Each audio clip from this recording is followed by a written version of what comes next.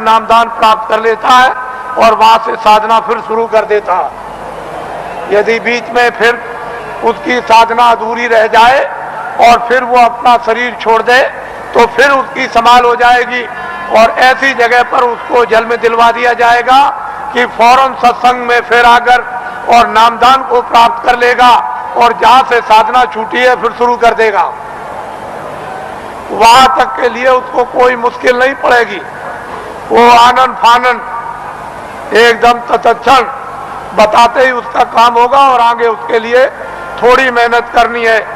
इस तरह से जीवों की नामदान देने के बाद संभाल हर तरह से होती रहती है, बशर्ते यह है कि आप कोई बुरा काम न करें,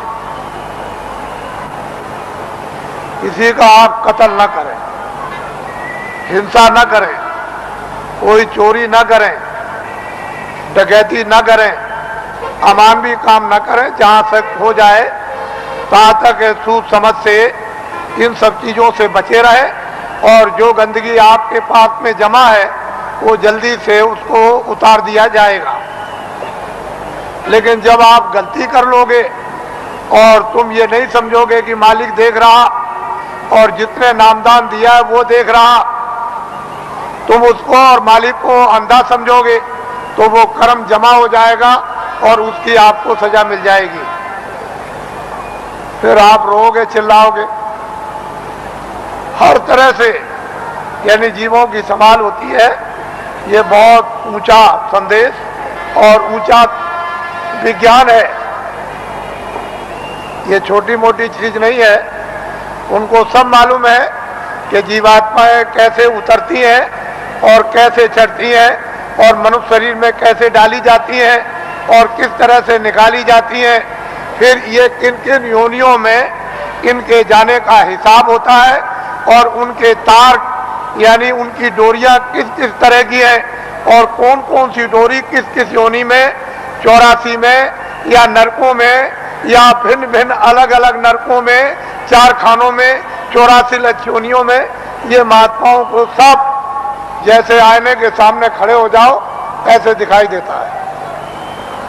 लेकिन अब ये जरूर है कि जब तुम्हारी आंख खराब हो गई तो आप ऐसा समझते हो कि सब अंधे हैं, किसी के आंख होगी ही नहीं, कोई दुनिया को देखता ही नहीं होगा।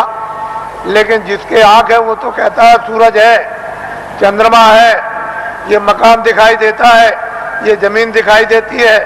पर सूर आदमी को क्या होगा, उसको क्या दिखाई देगा। इसलिए जगत अंधा हो गया है और बहरा हो गया। वो महात्माओं को पहचान नहीं पाता, समझ नहीं पाता, उसके पास समझने की बुद्धि नहीं और आंख अंधी हो गई तो कैसे पहचाने। कहीं अगर उसको हाथ में आंख हो गई होती, वो दिव्य नेत्र ज्ञान चक्षु खुल गया होता, तब तो उस नूर में, उस प्रकाश में पहचान लेता। तो हिंदुओं और मुसलमानों और सिखों और ईसाइयों, ये जाति दौलत, ये जलम जात की संपत्ति महात्मा फकीरों के पास सबकी है। जो भी इच्छा करे, हिंदू, मुसलमान, सिख, ईसाई, वो महात्माओं के पास जाकर के इस दौलत को ले आए, इस संपत्ति को ले ले। ये सबकी है, किसी एक की नहीं है। और जो इसमें भाव भक्ति करेगा उसको ये दौलत मिल जाएगी। भक्ति नाम किसका है? आज्ञा का पालन, और कोई भक्ति नहीं। भक्ति नाम कोई तस्वीर देखने का नहीं। तुमने मंदिर में मूर्त देख ली तो इसका नाम भक्ति नहीं, या तुमने गाना गा लिया, कोई प्रार्थना कर ली, इसका नाम भक्ति नहीं। जो महापुरुष आदेश दे उसका तुम पालन प्यार से करो, इसको कहते हैं भक्ति। यह है भक्ति। हमने राम को नहीं देखा, हमने कृष्ण को नहीं देखा, हमने तुलसीदास को नहीं देखा, हमने मोहम्मद साहब को नहीं देखा, हमने ईसा मसीह को नहीं देखा, हमने पैगंबरों को नहीं देखा, हमने योगियों को नहीं देखा, ऋषि मुनियों को नहीं देखा, तो आप किसका पालन करोगे? रामायण समझ में आती नहीं, गीता समझ में आती नहीं, कुरान समझ में आती नहीं। अगर समझ गए होते तो रहम ना आ जाता, फिर जालिम तो नहीं रहते, हृदय में दया नहीं आ जाती। निर्दयी तो नहीं रहते, लेकिन वो तो तुम्हारी समझ में आता नहीं। तो भक्ति नाम है आदेश का पालन। जो आदेश का पालन कर लेगा वो तो महात्मा बड़े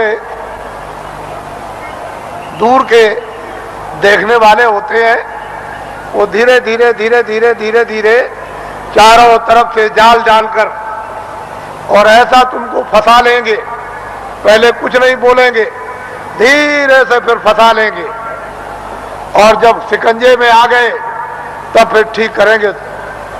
वो बड़े होशियार होते हैं, वो इस तरह से ठीक करते हैं जैसे एक भृंगी एक झींगुर को पकड़ते ही फौरन उसने मूंछ काट डाली बिल्कुल, और टांग काट दी, उसके पर को काट दिया और बिल्कुल उसको संपुट कर दिया कि अब ना उड़ सकता है न चल सकता, बिल्कुल करके बराबर कर दिया उसको एकदम, और उसको पकड़ लिया और ले गया और छेद पर अंदर की तरफ सुराग में बैठा दिया, और दरवाजे पर बैठ करके भृंगी बस फिर आवाज देता है 24 घंटे। जब उसने भृंगी ने आवाज दिया 24 घंटे के अंदर, तो उसने अपनी सारी शक्ति को झींगुर में भर दिया, तो पर भी जमे आए, उसके पैर भी जमे आए, उसकी मूछें भी जमे आई, और बस 24 घंटे के बाद जो निकला तो फौरन उसने दूसरे को पकड़ा और उसको संपुट कर दिया। तो महात्मा बड़े होशियार होते हैं, तुमको नहीं मालूम कि वो कैसे पकड़ते हैं, आपको कुछ नहीं पता, जानते ही नहीं हो। इसलिए आप ये मत समझो ये सूखा सत्संग नहीं है। आपने कल देखा अपनी आंखों से कि 4 बजे से लाइन लग गई और सारी रात जाड़े में बैठे रहे, तो आपको ये जानना चाहिए कि सारी रात जगह एक तपस्या की, ऊपर से सर्दी थी और लाइन में धीरे धीरे बैठ करके खिसके हैं, धीरे धीरे आए और लाइन अभी तक लगी हुई है। अगर इसको देख करके तुमको अगर कुछ भी देश का और तुमको धर्म का और अध्यात्मवाद का और मोहब्बत प्यार और महात्मा फकीरों और सेवकों का अगर अनुभव नहीं होता है तो तुम्हारी बुद्धि जानवरों से भी गई गुजरी। फिर तो मैं ये कहूंगा कि जानवर ही अच्छे, आदमी अच्छा नहीं। इस दृश्य को आप देखिए, इस दृश्य को वैसे मेरे पास ऐसा रास्ता है कि मैं 4 ही घंटे में इसको निपटा दूं, लेकिन मैं ये दिखाना चाहता हूं कि देवियां कैसी बैठी हैं कतार लगाकर, पुरुष कैसे बैठे कतार लगाकर क्या इंतजारी कर रहे हैं और इस ठंडी में किस तरह से तपस्या कर रहे बैठे हुए हैं, ये आपको दिखाना चाहते हैं। ये महात्माओं का गोपनीय राज है।